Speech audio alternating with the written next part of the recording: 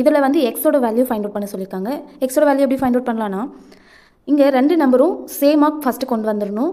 இங்கே 27 இருக்குது, இங்கே 81 இருக்குது. இது ரெண்டுமே வந்து 3ஆல் டிவைட் ஆகிற மாதிரி இருக்குது. ஸோ நம்ம 3 பவருக்கு கொண்டு வந்தால் தான் எக்ஸோட வேல்யூ ஃபைண்ட் அவுட் பண்ண முடியும்.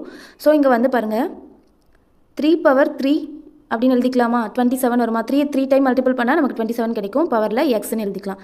இங்கே வந்து பாருங்கள், 81 3 பவரில் எழுதும்போது எப்படி எழுதலாம்? 3 பவர் 4ன்னு எழுதிக்கலாம். ஏன்னா 3ஐ 4 டைம் மல்டிபிள் பண்ணும்போது நமக்கு 81 கிடைக்கும். நெக்ஸ்ட் வந்து பாருங்கள், இது வந்து எந்த மெத்தடில் இருக்குது?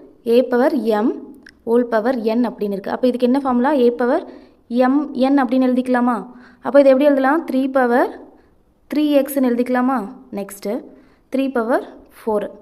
இப்போ 2 பேஸும் சேமாக இருக்கிறதுனால இது கேன்சல் பண்ணிக்கலாம். நெக்ஸ்ட் என்ன இருக்குது? 3x is equal to 4ன்னு இருக்குது. அப்போ எக்ஸை மட்டும் இந்த சைடு வச்சுட்டு 3 அந்த பக்கம் கொண்டு போனால் 4/3. அப்போ எக்ஸோட வேல்யூ என்ன? 4/3. அப்போ ஆன்சர் 4/3. ஆன்சர் கமெண்ட் பாக்ஸில் கமெண்ட் பண்ணுங்கள். தேங்க்யூ.